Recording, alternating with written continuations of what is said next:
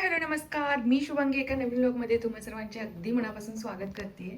हे बघा, हा जो पसारा पडलाय घडी घालणे कपडे, थोडेसे इकडे आहेत, थोडेसे इकडे आहेत. हे आवरायचे 5ला 10 कमी आहेत.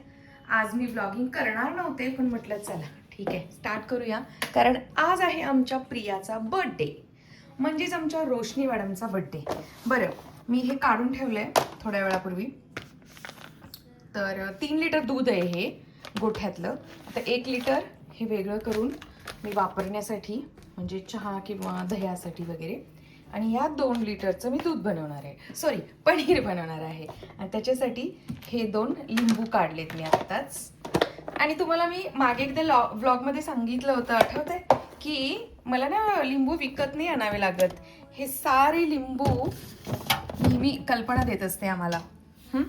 फ्रीज ऑर्गनायझेशनचा पण व्हिडिओ करायचे. बाप रे, केवढी काम आहे.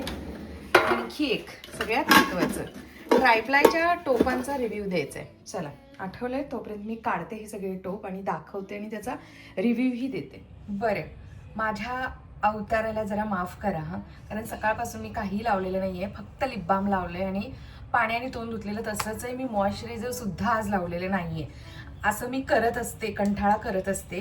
असं काही नाही आहे की स्किन केअर रुटीन फॉलो होतंच, आणि स्किन केअर रुटीन असं वेगळं असं काहीच नाही आहे. मॉइश्चरायझर आणि सनस्क्रीन शिवाय बाकीचं जर तुम्हाला रेग्युलर व्ह्युअर असाल तर माहिती आहे की मी फक्त ते आता सध्या एचे बीएचे ऑर्डिनरीचं सोल्युशन आणि एक व्हिटॅमिन सीची क्रीम यूज करते. पण मी लवकरच सिरम वापरायला सुरुवात करणार आहे, आणि मी सिरम ऑर्डरही केलेली आहे. तर ते कोणते आहेत आणि काय काय मला रिझल्ट त्याचा मिळणार आहे, कधीपासून मी सुरू करणार आहे, हे सगळे मी तुमच्यासोबत शेअर करणारच आहे. माझे व्हिडिओ बघत राहा. आत्ताच मी सांगणार नाही मी कोणते सिरम्स ऑर्डर केलेले आहेत, पण मी माझ्या 40मध्ये येऊन सुद्धा आजपर्यंत सिरम यूज केलेले नाही. हा, मागवले नाहीत असं नाहीये, मी मागवले होते. मिनिमिलिस्टचे मी रेटिनॉल आणि नियासिनामाइड ऑर्डर केलं होतं. बिलकुल मी ते यूज नाही केलं, मला ते सूट नाही झालं, त्यामुळे मी ते तसंच वाया घालवलेलं आहे. म्हणजे ते पैसे वाया गेले. त्या गोष्टीला तर 3 वर्ष झालेली आहेत. त्यानंतर मी कधीच सिरम ऑर्डर केलेलं नाही. आणि तुम्ही पाहताच माझे रेग्युलर व्ह्यूअर्स की नाही, मी कोणतं सिरम वगैरे यूज नाही करत. मला तसं विचारलंही केलं होतं की सिरम यूज करते का, आता या एजमध्ये रेटिनॉल यूज करायला हवं. खरं तर 30मध्ये आल्यानंतरच लेडीज रेटिनॉल यूज करतायत, पण मी अजून कोणतंही रेटिनॉल वगैरे वापरलेलं नाहीये. आपली स्किन अजून बऱ्यापैकी चांगली आहे, आणि जे काही ॲक्ने होत होते ते ॲक्नेसाठी मी एक स्टेप उचलली होती, जी मी तुमच्यासोबत शेअर केली की मी काय काय केलं. की डर्मॅटकडे गेले, मग त्यांनी मला पिलिंग सोल्युशन यूज केलं. मग मी स्वतःच यूट्यूबवरती थोडासा अभ्यास करून एचे बीएचे मागवलं, जे ऑर्डिनरीचं होतं, कारण त्याचेच ऑर्डिनरी कंपनीच्या सीएचे बीएचेला रिव्ह्यूज खूप छान आहेत. त्यांचे सगळे मी खूप सारे व्हिडिओज पाहिले होते, आणि मलाही त्याचा रिझल्ट बघताय तुम्ही की किती चांगला आलाय. आता हे बघा, बेअर स्किन आहे, काहीही मेकअप नाही, किंवा सकाळी आंघोळ करताना मी तोंड धुतलंय, सनस्क्रीन नाही, मॉइश्चरायझर नाही, तरी सुद्धा बघू शकता तुम्ही माझी स्किन बऱ्यापैकी चांगली आहे या एजमध्ये. हे जे डाग आहेत ना, या डाग रिलेटेड मला विचारलं जाते की तू जी यूज करते क्रीम इलाइट ग्लो नावाची, ती म्हणजे मेडिकलमध्ये मिळणारी क्रीम आहे. तर त्या क्रीमने हे जातं, पण तुम्ही लगेच असं म्हणू शकत नाही की आठवड्याभरातच डाग गेलेत. नाही, वेळ लागतो. महिन्याभरात ते फेड व्हायला सुरुवात होते, आणि 2-3 महिन्यांनी ते पूर्ण गायब होतात. पण जर का सतत ॲक्ने येत असतील तर पहिले जाईस तोपर्यंत दुसरे डाग तयार झालेले असतात, असं आहे. बरं, चला, मी ब्लॉगला सुरुवात कशासाठी केली होती, तर मला या डीमार्टच्या ट्रायप्लायच्या भांड्याविषयी रिव्ह्यू द्यायचा होता. ही घेऊन आता मी बरेच दिवस झाले. याचा मी त्यावेळेला ब्लॉग पण शेअर केला होता. जवळपास 1-1.5 वर्ष होऊन गेली असतील, आणि अतिशय चांगली आहेत ही भांडी. डीमार्टची बोलतीय, त्यामुळे लिंक मागू नका. डीमार्टमध्ये जाऊनच तुम्हाला ही घ्यावी लागतील. ही अशी मी भांडी काढलेत. हे ट्रायप्लायचं नाही आहे, हे मला लग्नात दिलेलं स्टीलचं टोप आहे, ज्यामध्ये मी दूध काढणार आहे आता गरम व्हायला. तर तोच डिफरन्स दाखवायला मी इथं काढले की हे किती हलकं फुलकं आहे. आणि ही ट्रायप्लायची भांडी बघा, इतकी जड आहेत की काय बोलायला नको. तर आपण आता याची टेस्ट कशाने घेणार आहोत, तर इथे ना हे जे मॅग्नेट आहे, याला मॅग्नेट असतं ना पाठी, चुंबक असतं, तर हे आपण लावून बघूया. ॲल्युमिनियमला मला असं वाटतं की चुंबक चिटकत नसतं. तर हे कोणत्या कोणत्या भांड्याला चिटकते दाखवते मी तुम्हाला. हे आहे नॉर्मल स्टीलचं,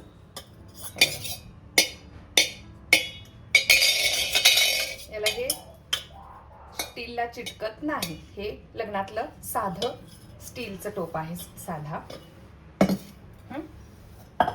आता हे डीमार्टचं. डीमार्टमध्ये ही कंपनी कोणती आहे? भलारिया. Stainless steel. याच्यावरती काय लिहिलंय? Aluminium stainless steel. म्हणजे त्यांनी सरळ सरळ सांगितले की यामध्ये ॲल्युमिनियम आहे. बिनधास्त डीमार्टची भांडी घेऊ शकता, अगदी बेस्ट आहेत, बेस्ट. हेवी आहेत, एकदम हेवी आहेत, एकदम. मी अशी 3 घेतलेत डीमार्टची. एक असे एकाची, हे 3.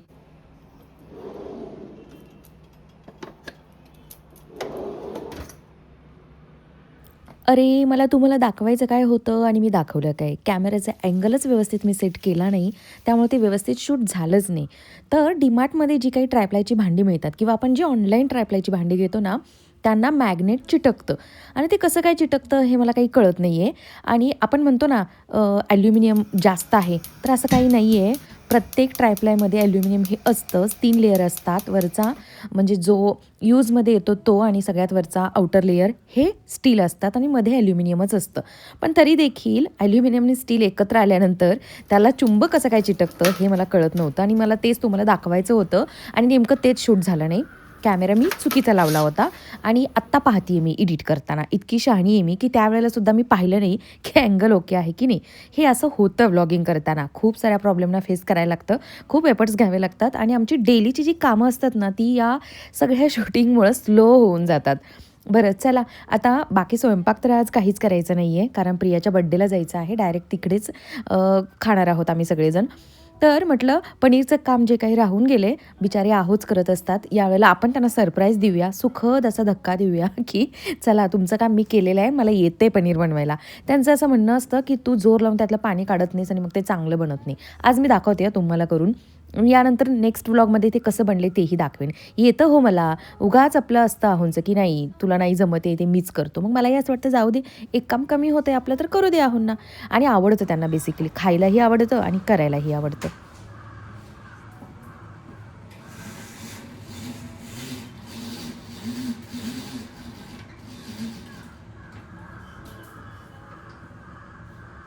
एखाद्या दिवशी जरी रात्रीचा स्वयंपाक नसला तरी किती निवांत रिलॅक्स वाटतं ना. खूप सारा अचानक हातात वेळ मिळालाय असं वाटतं, काय करू आणि काय नको. मस्त निवांत बसून चहा एन्जॉय केला. एकदा तुम्हाला घरी पनीर बनवायची सवय लागली ना, की मग काही वाटत नाही. आठवड्याला एकदा बनवा, दोनदा बनवा, अजिबात कंटाळा येत नाही. मला आता आश्चर्य वाटतंय, की मी जुन्या घरी म्हणजे इतकी वर्ष कधीच पनीर घरी बनवलं नाही.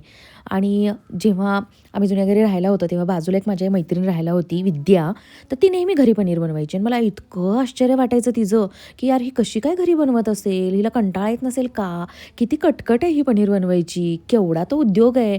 सरळ आपलं बाहेरून विकत आणायचं आणि करायचं. कशाला उगाच ती सगळा उपद्व्याप करायचा. पण नाही हो, घरच्या पनीरची चव खूप वेगळी असते आणि बाहेरच्या पनीरची खूपच वेगळी. हां, बाहेर तुम्हाला प्युअर मिळत असेल तर ठीक आहे. पनीर बनवण्याचे घरी खूप सारे फायदे आहेत. एक तर प्युअर घरचं पनीर खायला मिळतं, अगदी क्रीमीवालं. आणखी एक, ते आता जे काही पनीर बनवताना मी पाणी काढलं ना टोपामध्ये, ते पाणी आपण लिटरली 3-4 दिवस तरी चपातीची कणिक मळण्यासाठी वापरायचं किंवा भाकरी करताना सुद्धा वापरू शकता किंवा भाजीमध्ये सुद्धा वापरू शकता. हाय प्रोटीन पाणी असतं ते, टाकून द्यायचं नाही. तुमच्या प्राईमवरून अर्जंट कलर मागवायचा आहे. सारखं डिले होते. आज मी प्रियाच्या बड्डेला निघाली आहे, अशी तयार झाली आहे. खूप दिवस झालं स्कर्ट नव्हता घातला, म्हटलं स्कर्ट घालूया आज. आणि आजच हा एक व्हाईट शर्ट मी योगासाठी म्हणून ऑर्डर केलेला, कॉटनचं आहे, घालू शकते मी या स्कर्टवर. तो रिसीव झाला आहे, तो मी घातला आहे, दाखवते. Blue skirt, white shirt. हा मी कॉटनचा योगासाठी म्हणून घेतलाय. ठीक आहे, चला ही जी काही शॉपिंग पडली आहे ना, दाखवते मी तुम्हाला कशी कशी आली आहे. ही कळची पॅन्ट,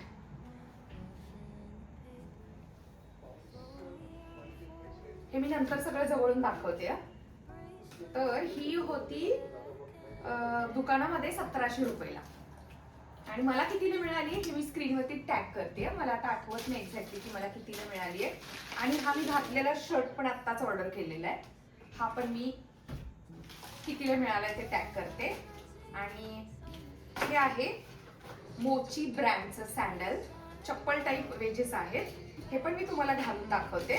आणि याची ओरिजिनल प्राइस दुकानामध्ये कितीला होती आणि मला कितीला मिळाली. तर दुकानामध्ये हे 2290 म्हणजे जवळपास 2300च आहे हे दुकानात. आता सध्या सुद्धा हे अवेलेबल आहे 2300. आणि हे मला कितीने मिळालं हे स्क्रीनवरती पाहाल तुम्ही. तर हे घालून दाखवायचंय मला. आणि एक मी मागवलंय मेट्रोचं. हल्ली कसं होतंय की एका वेळेला एक ऑर्डर होतच नाही. तर एक ब्लॅक आणि एक हे बेज कलर मध्ये. तर हे मेट्रोचं आहे बरं का. हे बघा मेट्रो. तर हे कितीला मिळाले हे पण मी तुम्हाला टॅग करून सांगते. हे ऍक्च्युअली प्राइस दुकानामध्ये 2500ला आहे. आणि तुम्हाला माहिती आहे मेट्रो मोची अशाच किमती असतात शॉपमध्ये. आणि खरंच स्टोअरमध्ये महाग पडतं, ऑनलाईन थोडंसं स्वस्त पडतं. त्याचं तर खरं रिझन मॅन्युफॅक्चरिंग इयर आपल्याला बघायचं असेल ना तरी पण मी बघू शकते याच्यावरती किती आहे. 925.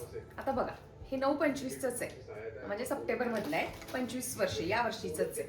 आणि हे केळजीचं आहे बघूया आपण मोचीचं. तर हे असं आहे स्टोअरमध्ये हे तुम्ही गेलात घ्यायला तर हे तुम्हाला महागच पडणार. हे 10-25 ऑक्टोबरचे. तर चला मी घालून दाखवते कसं वाटतंय. आणि कसं तुम्हाला जर का तुमची परफेक्ट साईज माहिती असेल ना तर तुम्ही आरामात ऑर्डर करू शकता. हे काढू का सील काढू. फिटिंग चांगलं आहे ना एकदम. आणि लाईट वेट आहे. एका पायात जोडू आहे एका पायात नाहीये. हे असं असं तिरकं घ्या तिरकं. छान दिसते ना.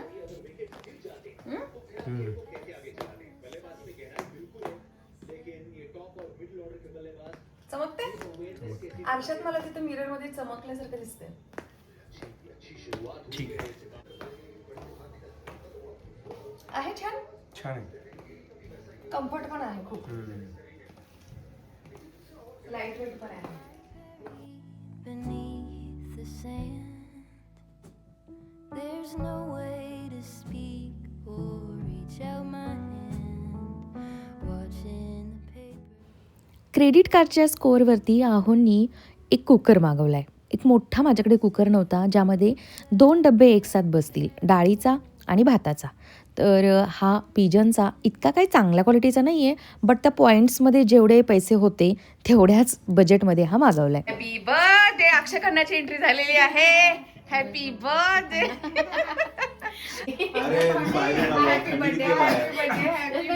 दोघी मला असं वाटून राहिलं की तुम्ही हिल स्टेशनला चालले पूर्ण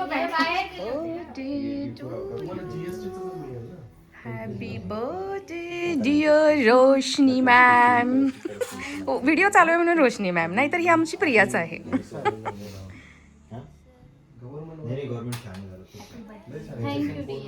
आम्ही बारीक झालेले दोघी पण.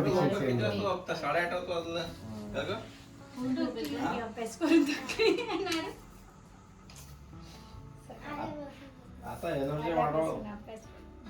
पुढे अजून खूप एनर्जी लागणार आहे. खरी एनर्जी 11वी-12वी नंतर. नाही तशी चालते बाहेर. नाही 11वी-12वीला. अभ्यासाच्या वेळेस डाऊन होते. रोज झोपते काही एवढ्या लवकर? स्पोर्ट्स वीक चालू आहे.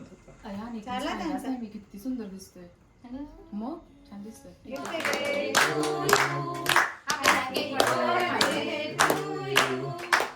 Happy birthday. Happy birthday to you.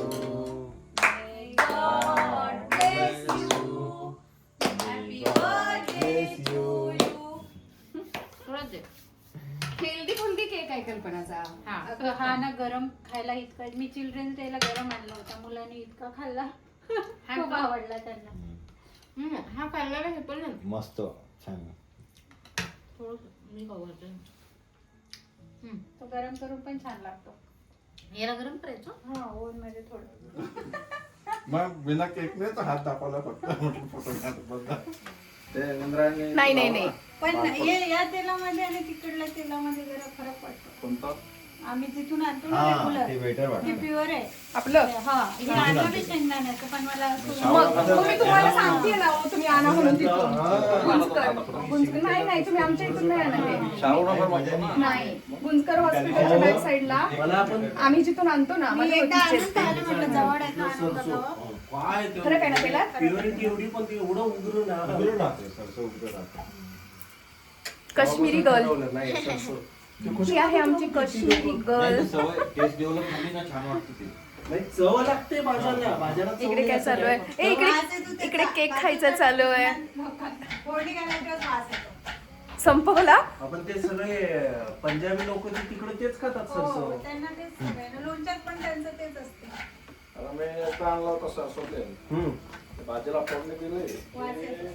ते पूर्ण रूम मध्ये वास येतो. येतो मग मी आणलं ना. एक दोन भाज्यात वापरला आवडतं ऍक्च्युली तो सेंट आहे ना तो. यानंतर सगळ्यांनी मस्त भारतीय बैठक घालून जेवणाचा आनंद घेतला, पण ते सारे काही शूट करायचंच राहून गेलं. असंच होतं माझ्याकडून. चला मग याच नोटवरती आजचा हा व्हिडिओ आपण इथंच एंड करू. आय होप तुम्हाला आवडला असेल तर एक लाईक करा. चॅनलवरती नवीन असाल तर प्लीज सबस्क्राईबही नक्की करा. बरं, मस्त तर्रीदार मिसळ होती बरं का खायला.